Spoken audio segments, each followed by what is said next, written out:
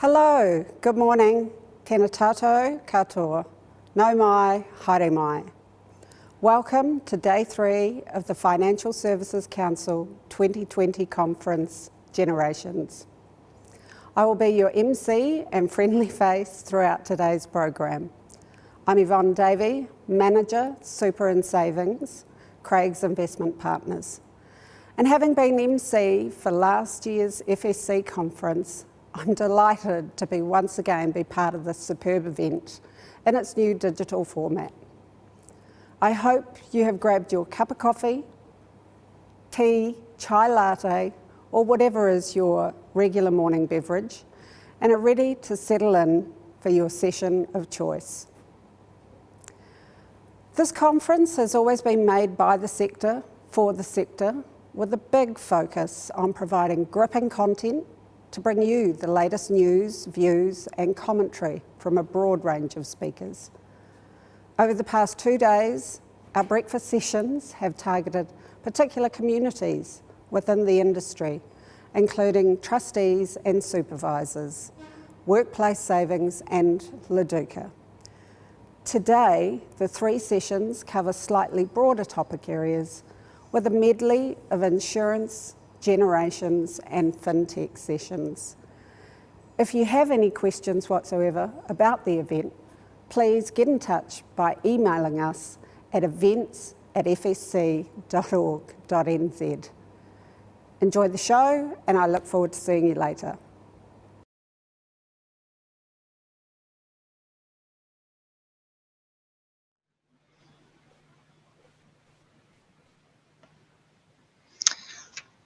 Tēnā koutou katoa, kia ora, amorina, and welcome to this morning and breakfast event as part of the FSC conference. My name is Sharon Botica and I'm the Chief Customer Officer here at AIA in New Zealand. And I'm really delighted to be the facilitator of this fantastic panel, which is learning from your workplace family through shared wisdom. And so we've got an incredible panelist here today. So we have 3 people joining us. Really what we want to do is we want to be sharing, we want the panelists to be sharing their insight, their experiences and their learnings as well as we all navigate through existing times, through COVID, what we've done in the past that has helped to make us successful, give you all some tips and trips and have a fantastic conversation as well. So there are 3 panelists and I'll introduce each of them shortly. What I would encourage you to do is to please send us some questions and throughout the next hour, we'll be sure to bring these questions up with the panelists. We want this to be thought-provoking, we want it to be engaging and we really want you to be involved in the conversation with those panelists as well. So let's get started and let me just introduce you to our first panelist, who is Rob Flannagan. And many of you will know Rob, and Rob's been absolutely a very key part of the success of the Financial Services Council. Previous to that, Rob was the Group Managing Director of Tower New Zealand from 2006 until July 2013, following the sale of Tower's health and investment business. Previous senior executive roles have included Managing Director of Guardian Trust from 1995 until 2000, as well as serving as Director of Group Initiatives for Royal and Sun Alliance. Rob is a qualified chartered accountant, a graduate of Harvard Business School, and serves as a Justice of the Peace. So good morning to you, Rob, and if you wouldn't mind just telling our audience a little bit about your background and yourself. Kia ora. It's good morning and thank you, Sharon.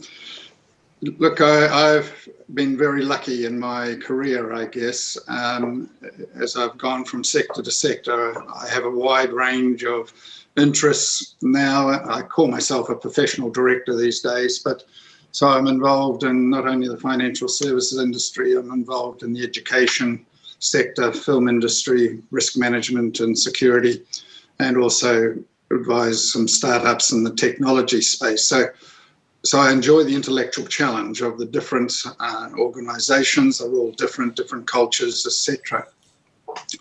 I guess one of the reasons for my existence that really gives me a buzz, I guess, is actually seeing people grow and organizations grow. Adding value is a very key a component of my life. If I'm not adding value, I really just don't want to be involved. And so seeing people step up, it's not about titles or anything. You see that very much in the committees and the FSC, when you see young people who have lots of innovative ideas, and when they're empowered and take control and given them the opportunity, they just do amazing things. And we don't do enough of that, not only in the industry, but in New Zealand generally. So that's me, really, I guess. I enjoy life and I enjoy working with people, but I'm not a social animal, I'm afraid. No. Thank you, Robin. As we were talking just before getting started, I think you mentioned you have a cat who sometimes likes to make an appearance, so who may have been shut out of the room, I understand. But, that's right, he's locked well away. Thank you so much, Rob. So our next panellist is Helen Skinner. So Helen has over 20 years experience in various industry sectors, including advice, asset management, insurance and custody. She's a senior manager at Craig's Investment Partners and is responsible for the distribution of Craig's KiwiSaver savings and superannuation products. She spent 16 years based in London, most recently at Newton Investment Management, where she was responsible for sales and services of their retail and institutional clients throughout Asia, Australasia, and North America. So Helen is passionate about encouraging diversity and inclusion in our industry, as well as improving New Zealanders' financial literacy. She's a member of the Institute of Directors and is a director of Archery New Zealand, which is very interesting. So welcome to you, Helen. Hi, thanks very much for having me. It's great to be here. As we've talked about, Sharon, actually, you were one of my first bosses, so it's a bit of a 360 moment here. Yeah, I guess I started my career a bit differently from most people because I went to uni, but I dropped out after 6 months. So I started making cups of tea for a life insurance firm and doing general administration, and that was because I saw it as being a kind of an apprentice role, and that worked really well for me to work my way up through the industry and gain that kind of knowledge and experience. And there has been some experiences. In that first place, I began training the service centre, and there was a gentleman I was training who had never worked with a woman other than her being his secretary. So that was kind of the first starting point. And then, as I say, I worked in the UK for many years. And the last role, I was looking after a lot of institutional clients and retail clients, but many were sovereign wealth funds. So, the largest investors in the world, those that were major influencers in political and economic events. And it meant that I travelled around many countries and was engaged with many countries like Saudi Arabia, Papua New Guinea, the US, Japan, all different cultures. And quite often I was the underdog as a woman in that kind of environment. I also worked for a firm that had used responsible investment at its core for over 40 years. They were one of the first to use that in the UK. So that meant that they were big in engagement with using their shareholder power to change the way that industries and different companies, in some cases governments, worked and operated. So that was incredibly interesting. And I also worked for our CEO was a woman called Helen Morrissey. In 2010, Helena became world famous for creating the 30% Club, which was a global initiative to encourage all boards to have a minimum of 30% female representation. So 30% is kind of the golden number in diversity. It's where you start to get a big impact on reducing profits and increasing profits and reducing risk. So in 2010, the FTSE 100 was about 12% of female representation, and now it's about 34%. So for that, she got an OBE, and she's now a member of the House of Lords. She did all that while she had 9 children. Back to back, no twins. So one hell of a role model, and it was awesome working with her for nearly 10 years. So all that kind of experience coming back to New Zealand's been incredibly interesting, and I'm really keen to make sure that I can use and engage that as much as possible, in what we're doing here. Gosh, that's fascinating. Thanks so much, Helen. Yeah, and I remember when we first started working together, I don't think you made me any cups of tea, hopefully not. But I love you, the May have done. history. Yeah, awesome. I love your history and the experience that you've actually had as well. So really keen to sort of delve into that and some of the countries you've travelled and the leadership challenges that you may have experienced through that from a cultural perspective. So we will dive into some of that a little later on. Thank you so much, Helen. And our third panellist is Craig McAlpine. And Craig is the founder and principal of MyCareerBrand. And he's got over 5,000 followers on LinkedIn and coaches clients in 10 countries around the world on job search, go-to-market strategy to achieve internal and external career progression. Craig founded MyCareerBrand in 2011 after recognising that building a career is just not having a great CV, not just about your personal brand, and certainly not just about responding to job ads. It's multi-dimensional. And commencing his career in central government, Craig has gone on to work across many sectors, including technology, banking, and finance, executive search, utilising his transferable skills, including leadership, HR demands, commercial, sales, and marketing. Craig knows how to build a rewarding career through removing the risk of siloed job titles and pigeonholing. He is a regular contributor to LinkedIn and presenter to MBA students and corporates, providing commentary and opinion pieces which focus on strategic approaches to career advancement and career branding, usually referred to as personal branding. Craig specialises in the personal branding, establishing a solid go-to-market value proposition, creating the third dimensional of professional collateral, active branding, progressing the CV through to platform of LinkedIn to build awareness and inbound traffic for career-minded professionals. Craig also has quite a key piece around purpose as well. So welcome, Craig. Thank you very much, Sharon. Good to be here. Okay, so a little bit of background about myself, and I think just reflecting on both of the previous panelists, I've got a very broad background, and I think that sort of led to where I am now. Firstly, I started off as a civil and structural engineer out of school because my father told me I had to. So I delved into that and then travelled overseas quite a bit, and I've continued to do so. Throughout my career, as Sharon said, I've had in various sectors, so technology or moving into technology because of computer-aided design, and then heading up and managing technology companies, and then in banking and finance, which was actually an amazing adventure for me.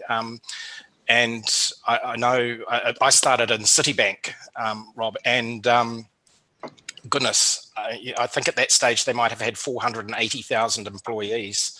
The 9/11 occurred while I was there, so there were a whole lot of things going on, and then I moved into technology and then into more HR focused areas. And I think what has driven all of this has been not being too structured and job titles and so on, but my desire to actually use my transferable skills.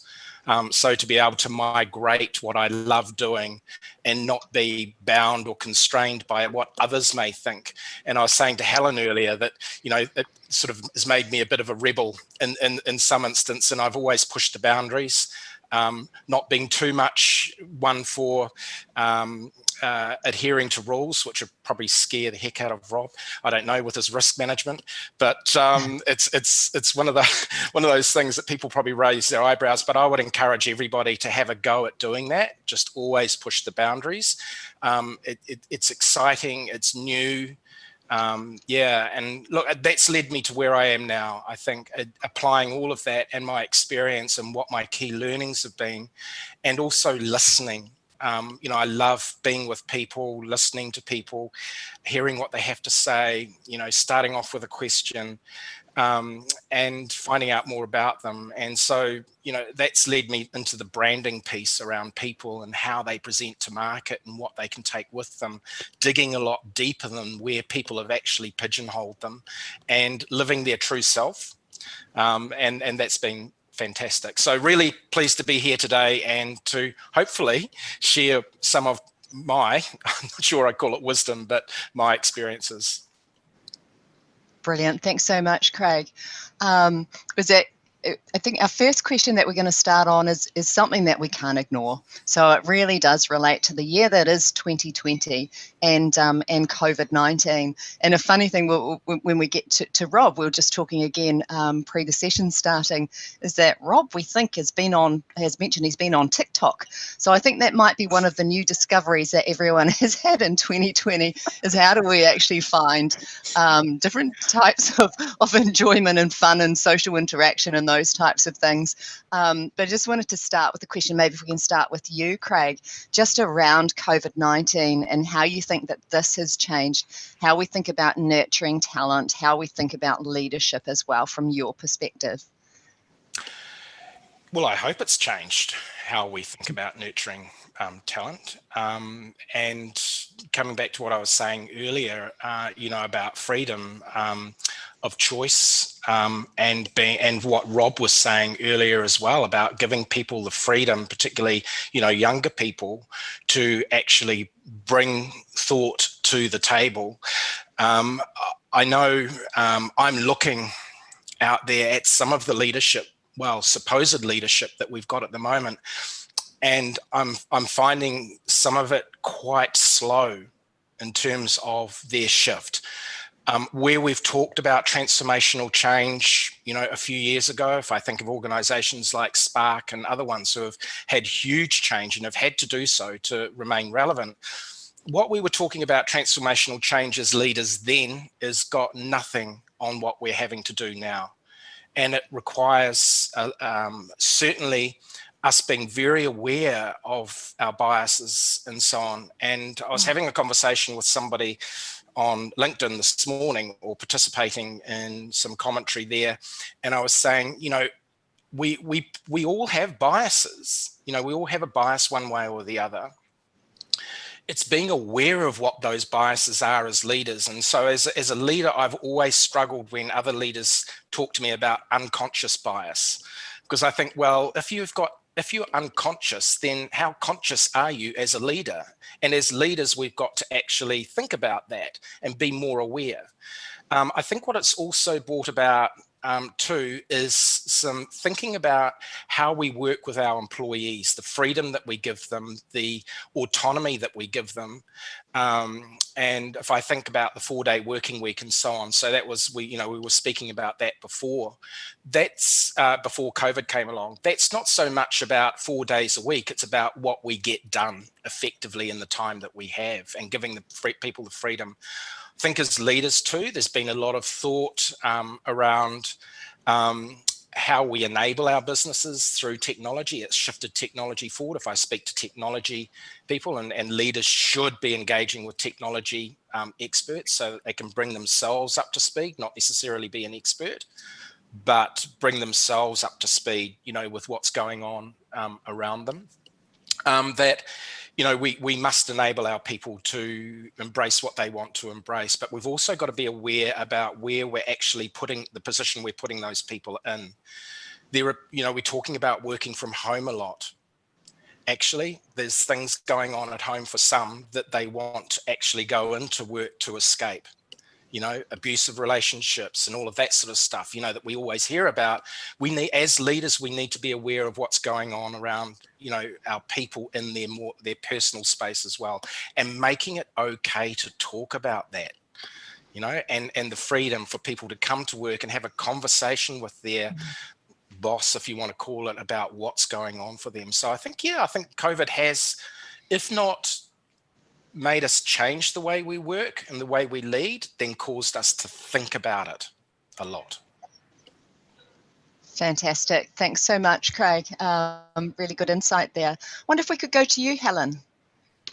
I was just thinking off the back of that, actually, that we certainly at our firm, we had a number of people who decided that they were calling to come in for that very reason, that their home life, and maybe it just might have been that they had kids running around, and after a while that was a little bit too much. But we certainly had people that were calling to come back into the office, and we had to adjust the way that we were working to handle that. And I think it is really about making sure that as a leader you can shift your mindset pretty quickly. And I don't think any of this is new. I think what we're dealing with now is really, it's a real life stress test. I mean, we stress test companies as investors all the time, and we do it as fund managers just to make sure that if something like this happens, that we are still, operationally functional. And we've been talking more recently about sustainable, companies and that sort of thing. All this is bringing that to life in a much shorter period. So we should be, as part of our day-to-day lives as leaders, we should be looking at our organisations, at our people, and thinking, is this sustainable? What if something like this happens? What are the risks that are coming to the business? And not just in the next 5 to 7 years, but in the next 10, 30, 50, 100 years. How long do we really want our organisation to be around, and what are the waves that are coming towards us? So I think right now, we're certainly seeing that it's slapped our faces, but we need to keep going with that journey and make sure that we're taking that into account in the longer term. This is just the beginning. We've got automation happening, and that's going to affect our workplace. We've got obviously the environmental issues going on.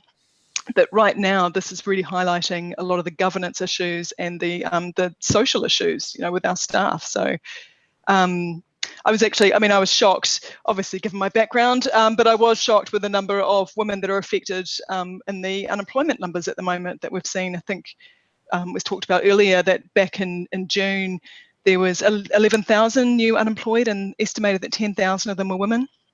And I think we need to, in our industry as well, we quite often think that we have parity within the industry, but we still have sometimes majority of women in administration and men in management.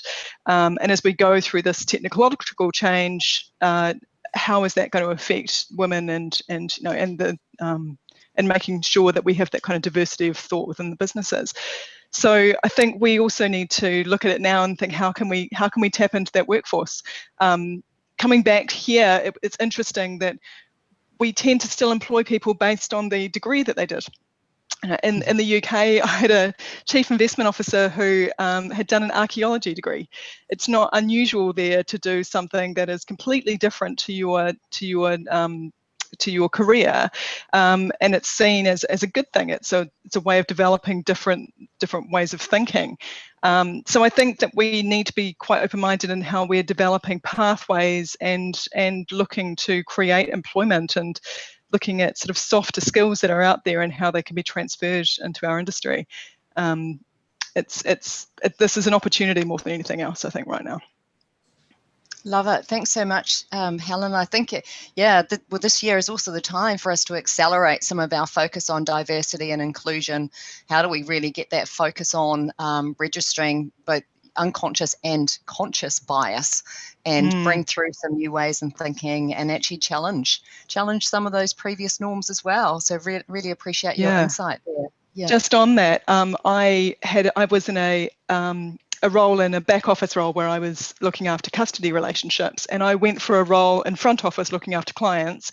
I had to go through 9 internal interviews because there was an unconscious bias that someone who worked in back office didn't have the skills to be able to work in front office. And I think it's just stuff like that we really need to be aware of. We were starting to introduce in the UK returning internships. So people who were coming back from maternity leave, people who had been in a different industry and sector, and getting them the experience and being able to identify again those kind of skill sets that are in other places, and encouraging them to come into workforces. So it's stuff like that we should be looking at right now, I think. Yeah, too right. And I think for all of us, we are, whatever our past journeys have been and challenges have been, we're, all of us now are in roles of privilege. And so it is, how do we kind of look over our shoulders and make sure that we're bringing others with us, that we're nurturing others, and that we're encouraging those right behaviours as well. So some of your experience, Helen, is fascinating and really, really interesting. Thank you. Okay, so let's turn to Rob. Rob, what are your thoughts on COVID-19 and the changes that it's meant to us, and from a leadership perspective as well? And maybe, I don't know, a little bit about your insight into your new social channels that you've gotten into. I just want to clear that up before we go too far, really. I'm not on TikTok. I've had a look at TikTok and played with TikTok, so that will close that conversation. Thank you. I'm disappointed. I think one of the, from a risk management point of view, we've always talked about sustainability of the business, what happens if this happens, and we've got our programs and backups and everything like that. We've never really focused on the operational efficiency of individuals, meaning how do they just do their job, how do they apply themselves, how do they think, etc. And of course with COVID, the first thing that I think has been a reality check to a large extent is that the well-being of our people is actually very, very real, and it's very it's been brought to the forefront because we do see the behaviours, etc., when people are in different environments, and it's not something that I think in the past we've applied our mind to. Particularly, we're too focused on here's the job, here's the outputs. You know, go and do it, sit in that desk and we'll give you a computer, etc., etc. But now that operational efficiency of that individual is much broader, and we must really take everything that's going on board.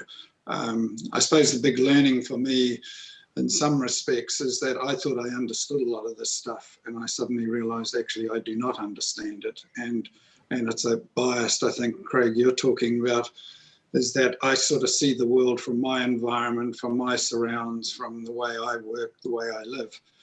And I'm very flexible in my working. But of course, you know, I can shut the door, I can say I don't want to be disturbed for 3 hours. And yet with a lot of young people working from home, that they don't have that luxury. And there's a lot of social interaction. So we've really got to focus more on what is operational efficiency from each individual, and that may mean some working from home, it may mean coming into the office in the traditional sense, or it may mean satellites where people can go and work in a location so they have social interaction.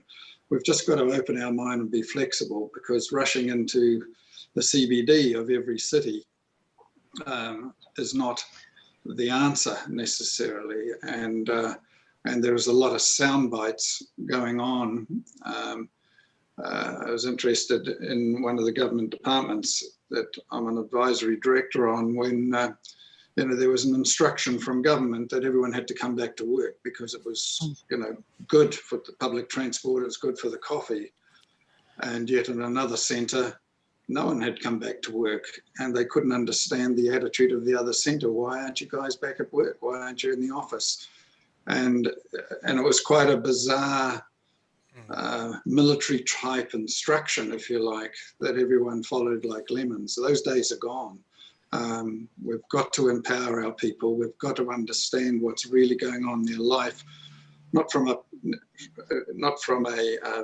personal or interfering with their life, but understanding from their, you know, from their eyes as to exactly how do they want to work. I haven't met anybody that comes to work actually to do a bad job. They actually want to do a good job, and it's not a command and control world anymore. It's an empowerment world, and let them decide how they do it and just give the surrounds about it. Flexibility, I think, is the key, but the mental well-being is absolutely a high risk strategy that every company must have for each individual. And it's a real challenge, and you know, whoever is responsible for those things really have to be highly skilled, and they have to step up, because a lot of individuals just don't know they've got the problem, and so therefore there's a whole skill set there that we haven't learned. But as you all said, I think the opportunity is huge, and but we've just got to grasp it and not race back to the past. Great points. Thank you so much, Rob. Yeah, whilst it's been a very tough year, there are some really key lessons that we need to hold on to, and some really key lessons that we need to amplify as well. Seeing a lot of organisations in that how they have adapted to working from home, who in the past wouldn't even considered it. However, a lockdown level 4 has meant that companies have needed to steer into that, and in fact, a lot of companies have advanced their digital support that they provide to their customers as well. So I'm really just interested now. So obviously we've got 2020. However, it is going to change us from how we lead, how we learn, how we manage ourselves and others going into the future. And I wonder if I could start with you, Helen. So what do you kind of see as some of the key issues in New Zealand right now? And what are some of the things that we really need to amplify as we go into 2021 and go forward? How do we positively move forward? Big question.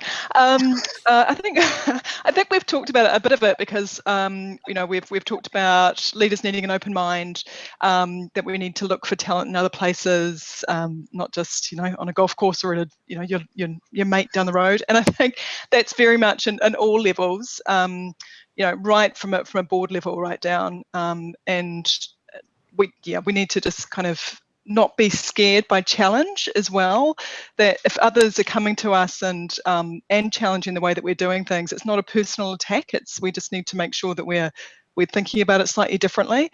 I think one of the big challenges as well is offshore talent. We've relied heavily, and my company does as well. I look after UK pension transfers, and I've employed people from the UK because of their experience. We need to now think for those areas where we're not necessarily going to be able to tap into offshore talent.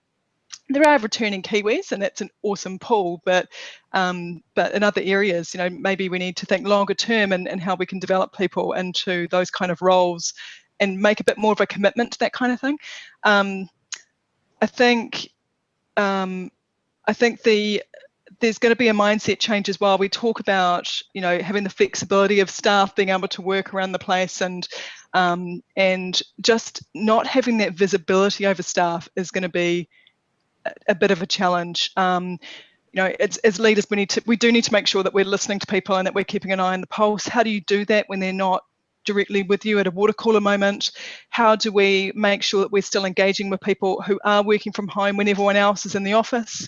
There are some big social challenges there, and I think in ourselves, to Rob's point about mental health, don't be afraid to get help with it. And it's not even, I think we should be looking at mental health the same as we're looking at a GP. We should be going to, and I go and see a regular counsellor just to make sure that things are ticking over, and and that I'm all on the straight and narrow. But it's not saying that that I have an issue at all, but I treat it the same way as I do a normal GP. So I think that we need to normalise that as well, and lead from the top and make sure that it is seen as being an okay thing to do. Yeah. That's brilliant, Helen, and your inspiration and what you're doing in that space as well. It is, because for all of us, we need to be more open about how we're feeling, and sometimes we see it here at AIA, increased anxiety as we were going through the early stages of COVID. So we really had to sort of gear ourselves, and how we did make sure that was our first focus was on people. And then if they're well, they best serve our customers and so on. So, yeah, so thank you. Rob, your thoughts here? Well, yes. I suppose I'm not too sure we've learnt too much yet. I think we're fighting a crisis, and I think I'm not certain, like I hear the saying, this is a 100-year event, and I actually don't really believe that. It is a major event, and it's the biggest one we've had for a long time, no question about that. But I see it as, if you, the readings that I do, pandemics have been simmering under the surface for quite some time. This is one that is particularly nasty, but there will be more nasty ones, and it's not going to get better. It's like global warming, etc. It is a very real, reoccurring problem. hopefully it doesn't reoccur for a long time, but the chances of it reoccurring in the next 2, 3, 4 years is probably pretty high. And so we need to actually accept the fact that the world is going to be different. It is different. We haven't had the sharp, I suppose, impact of, say, global warming. That's sort of a slow creep. And we all talk about it, but actually probably don't do a hell of a lot about it, but it's good to talk about. But the pandemic is very real, and it has had a big impact on all of us in one form or another. So it's now a matter of saying, actually, this is the normal. Now, it won't be like last Christmas.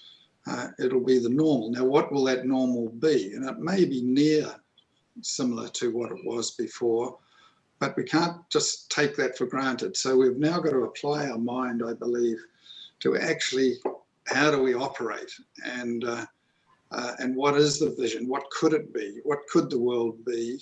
What could be better? Because we haven't been that smart over the last 30 years as far as leadership is concerned. We've been very, in many ways, command and control. You know, here's your job description, here's your boundaries, go away and do it, and you're an idiot if you don't do it, and a whole lot of prejudices and bullying and all those things. But actually, this is much deeper now. We realise actually all those things are just superficial sound bites.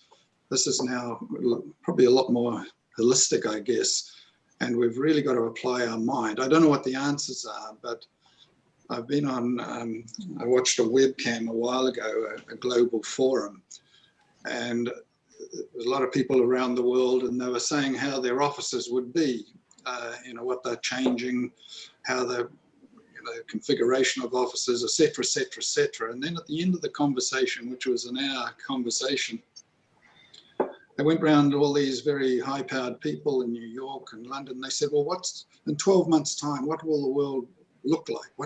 What will your office be like? Explain that to us. And without a hesitation from all of them, they said, oh, it'll be exactly the same as it was before. And so they have all these innovative thoughts, but actually their heart and mind was actually to get back to where they were, which isn't sustainable, and it's not going to, you're not going to be around, I suspect, if you have that attitude.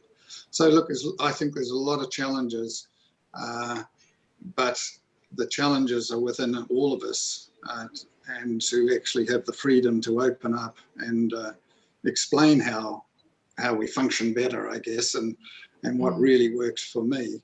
And I just think it's a huge challenge, but you've got to provide the environment to enable that to come out. But also the answers are within our people. They're not within the leaders. So leadership is now really has got to tap into the mindset of each individual, whether it's the person sweeping the floor or making the cups of tea, if those people exist these days, and really get their thoughts. And you may be surprised at the answer, and you may be very surprised that the efficiencies and the added value to the organisation is actually huge there. So a bit philosophical, I suppose, but I just see we have wasted a lot of our talent in the past by our leadership styles. I think it's time to change, and you see it. And in fact, you see it when you're sitting around board, well, it's like the FSC. You can see the companies that are going to go places. You see the ones that are not going to go quite as fast, and you can see that just by the attitude of the leaders. And then when you see in the committees, you see those attitudes filter down within those committees, and we all want to follow good leaders and all those things. But I do think we all need to focus as leaders on what actually is good in the new environment, and that's a journey of discovery. I love that. Thank you, Rob. I love what you said also about tapping into the mindset of your people. It is so important because, yeah, leaders, the best leaders actually do know how to do that and bring that through from their people. So thank you for that. Craig. I was really interested in that as well, Rob and Helen. Thank you both. And Rob, to your point around, the people sitting around the table on the webinar that you attended, probably the wrong people sitting around in that webinar. And we've got to think about who are the leaders. Actually, the people who can be the leaders, a leader is a title, but we all have leadership within us. It's the freedom to express our thought that can be leaderful or provide leadership to a different way of doing things, or maybe doing the same as what we've been doing. Maybe we don't need to change some things about what we're doing, but this is an opportunity. And I think what we've got to do is actually make it okay, for people to actually speak up and be part of the leadership. We look, what do we look to leadership for? In my view, I often relate it back to sailing. I used to, love my sailing, get out on the yacht. The skipper can't be over the boat the whole time. They've got, a trimmer for the sails. They've got their tactician, they've got their grinders and so on. They're employed to do a job. Let them get on and do the job. They're the experts. As a leader, I think our role is to actually allow people to contribute and to have the freedom to be able to say what they feel, no matter, in my life, always been off the edge, always been prepared to break rules and break through boundaries. I hate recruitment pigeonholing and stuff like that with titles. It's about, what does this person actually bring to the table? What are their key learnings? Get rid of the title. What can they actually do? To your point also earlier, Rob, about the government department or the government saying, hey, we need people to get back into the city. Why? Why are they saying that? Do we need the command and control situation? What is this office thing? It's because we didn't have digital back in 1850 or 1700 when everybody used to come into a central point, sit in a typing pool, hand their piece of paper to somebody. We don't need to do that anymore. So I think, leaders need to actually take a really good look at themselves, look at the people around them, and instead of them saying how the leaders who were sitting around that webinar, Rob, saying this is the way things are going to be in 10 years, actually the leader that said, don't ask me, go and ask my people, would have been the leader that I would have looked to, not that person sitting around the table. Now, of course, that leader's there to bring ideas, but, even, I'm probably going to get into lots of trouble here, even councils, I'm seeing the same strategy. I have not seen one thing come out publicly about how we're going to wind back or rethink transport. We're still pushing ahead, going down the same track. And yet, to Rob's point, we don't need to all be coming into the CBD. I see the same people saying, hey, you all need to get back into the CBD. Why? Actually, I'm quite enjoying it the way it is now. Social distancing on the footpath is easy. So I think, for me, I think there's a huge opportunity for leaders to actually divest some of their, their control. Their responsibility, I believe, is to enable, empower, and take what they can, and bring it all together into cohesive direction, create the strategy around that. We'd be so much further ahead. For me, I love my job because I get to listen to so many people. And I don't put titles on it. I just listen to what they bring to the table, and then we shape a direction from there around where they want to be, who they want to be, what they want to be. And that's where we get the power coming out from people. That's empowerment, instead of pigeonholing. So instead of pigeonholing ourselves into having to be in an office from 9 till 5, having to be in the motorway stuck. Imagine if you didn't actually have to waste 10 hours a week. That's a whole day out of your life, but we're not seeing it. We're still seeing the same thing as what we had before. And so I think leadership needs to take a really good look at themselves, be aware, and let go. Love it. Thank you very much. Well, we've had some questions come in from the audience, so thank you for that. So I thought I might throw one of them out there to our panelists. The first one is, person has asked, can the panel talk about biggest career failures? What happened and what did you learn? How important is failure in learning? Who would like to kick us off? Oh, Helen? biggest failures. I mean, I not failures, but definite challenges was coming back here.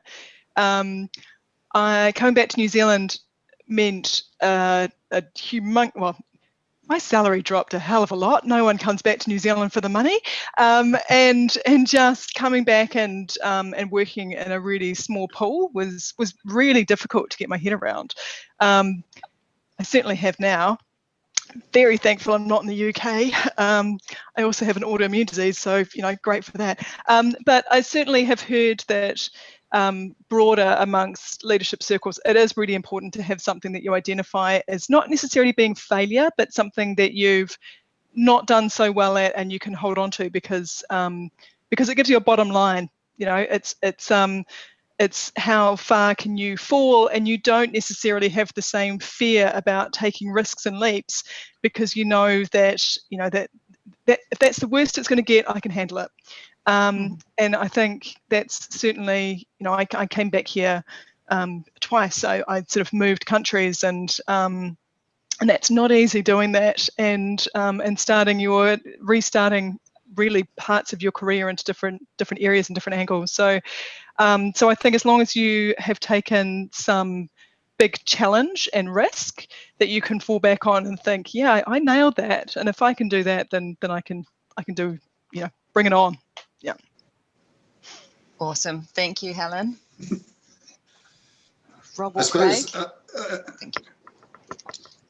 Sorry, only a thing that springs to mind. Many years ago, I started a business that I thought that I was God's gift at, and would really go well. And it did go well for about 5 minutes, and then it started to lose money, and I couldn't stop losing money. And that was a real big hit to my ego, first off, but also was starting to hurt financially, and I just couldn't stop losing money.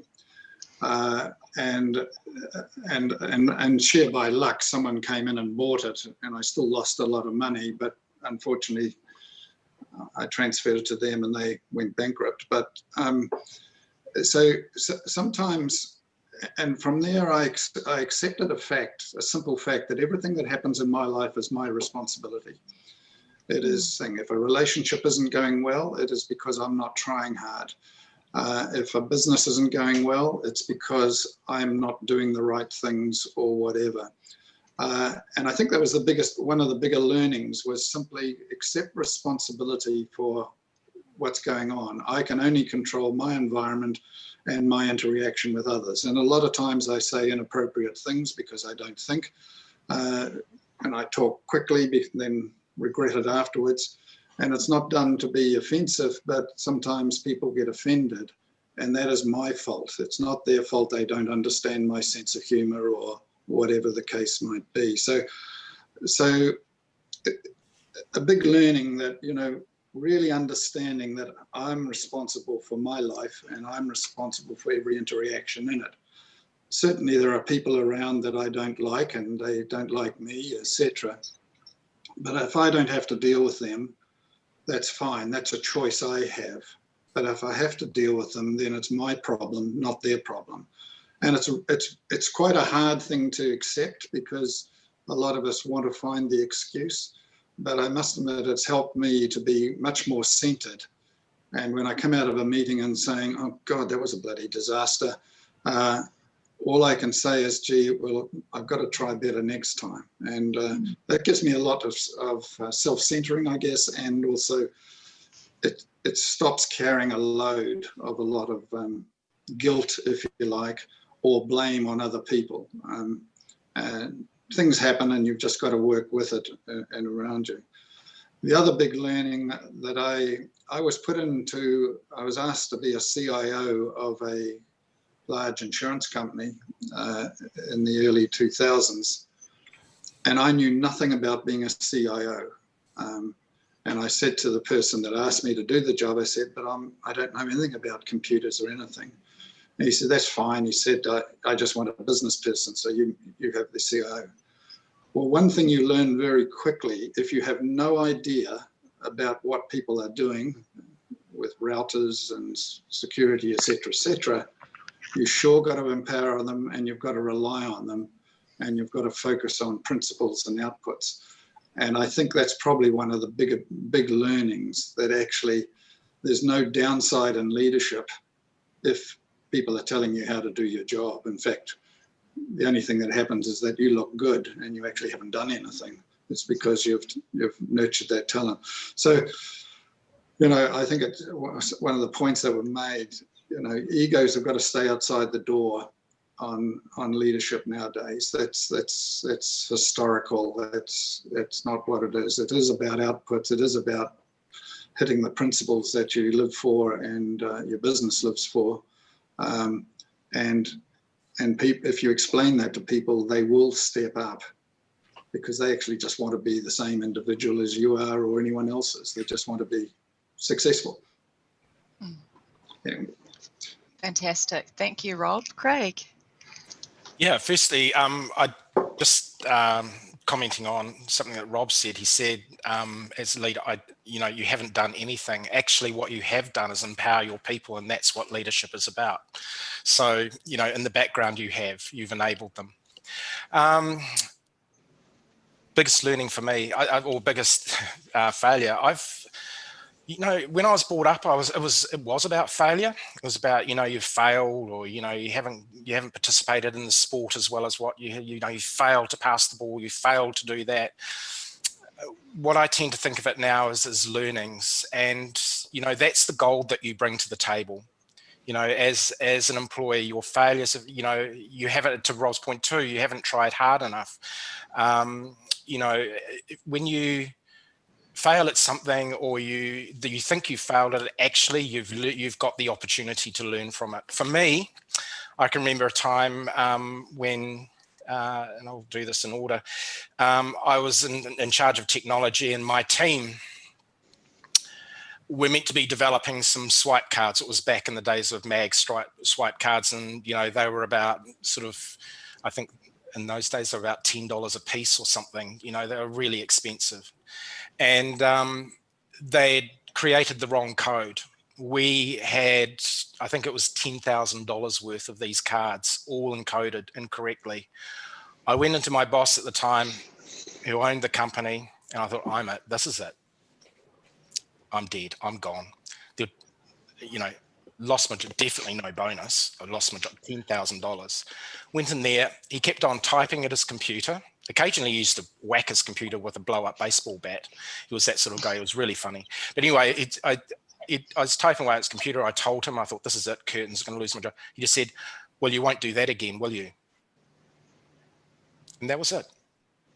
And I learned a lot from that, because actually, yes, that was about me learning. So what will I do? So I think, you know, the failure became a learning. The learning was, you know, the steps that I would put in place as a leader. And the other key failure, if I want to use that word again, is that as a person evolving their career, I didn't really, and I think it was because I was quite shy, hard to believe now, but I really was, for a whole raft of reasons. And I didn't really go out and ask people for help. You know, to Helen's point earlier, you know, ask people. But it's okay to ask, but what's the worst that can happen? Well, you'll discover how they think, for a start, you know, and they'll either be the right person or not the right person, but be brave.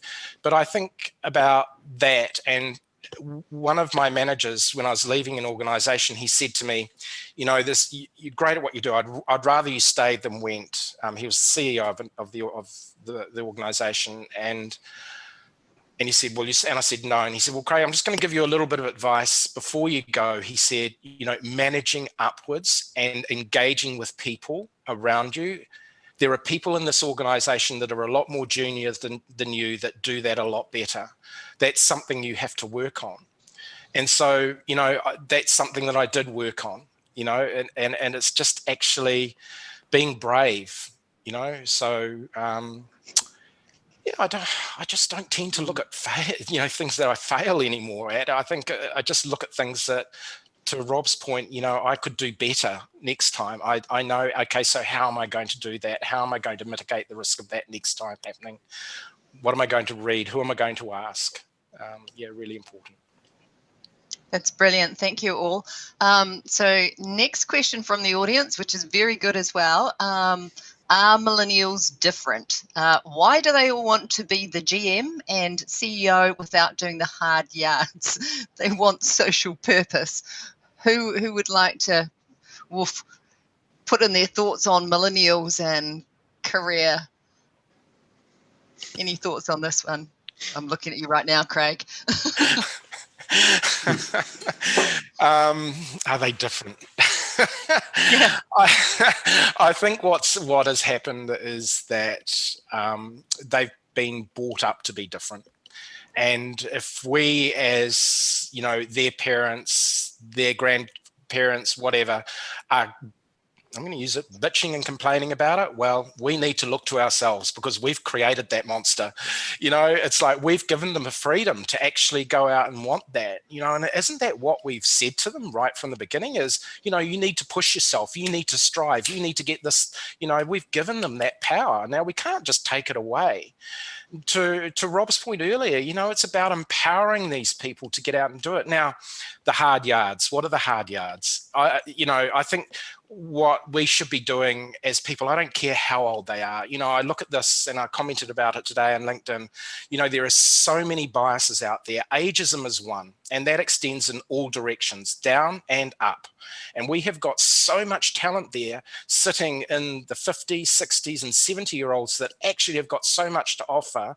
They should be given a platform to share, you know, and care about what they've learned and their wisdom as well.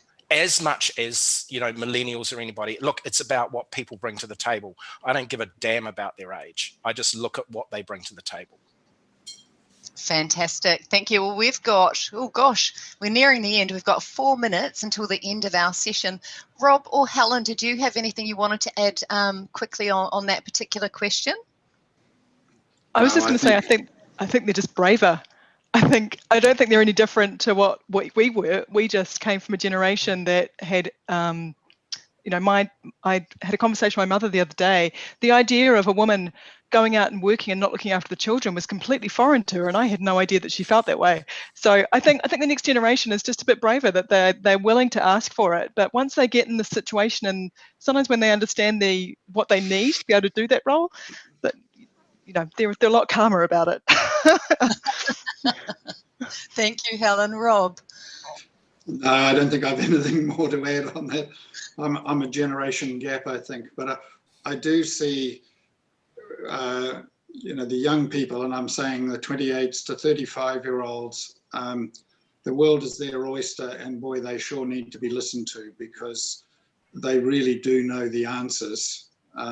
It's a matter of how you get it out of them, and to get it in a direction. But I think the future of New Zealand is very secure when you actually look at what's coming through there. So, Agree with that. I love that. I think it is about how we all do nurture that talent that is coming through, give them the opportunities to have and find their space. There was another question which someone was asking about, you know, how do we create the space for those with the quieter voices to come through. And I think that is really important for us all, not just to listen to the noisy ones, but how do we consciously allow that space for the quieter voices. So I think that we will wrap up the session there. I've loved it, and the insight from each of you, Helen, Rob and Craig, has been absolutely fantastic. I thought with 3 panelists, we may not go for the full hour, but I think we go for a couple of hours. Easy. I think to everyone who's tuned in to the panel today, I do hope that you've managed to pull out some really good insight. Feel free to connect with the panelists on LinkedIn as well. Any questions that you've got, I'm sure anyone would love to be able to share and answer those. But yeah, my sincere thanks. Lots of learnings. How do we divest that control? How do we bring those quiet voices forward? How do we focus on well-being and inclusion, diversity, inclusion, be very aware of conscious and unconscious biases as well. So we shall leave it there, but thank you to the panel, and thank you for everyone for tuning in today. Have a wonderful day and take care. Thank you. Thank you. What a fabulous range of discussion we have had this morning. A special thanks to Bravura for their kind support of the FinTech session. It's so interesting to hear from the panel about how FinTechs view the next generation of investors and how the advances in technology is helping engage this group. And on the topic of generations, hearing the shared wisdom from the panel about their own leadership journeys gave some fantastic advice for the young leaders amongst us. And finally, the insurance session had wonderful insight from an all-star cast into income protection ideas, innovative ideas on helping Kiwis getting back to work. Before we launch into the main platform, where we hear from a mixture of politicians, journalists, and our keynote speaker, Jace Tapatu, please take this opportunity to have a 10-minute break, have a stretch, and enjoy some of the fresh spring air. See you in 10. Hei konei rā.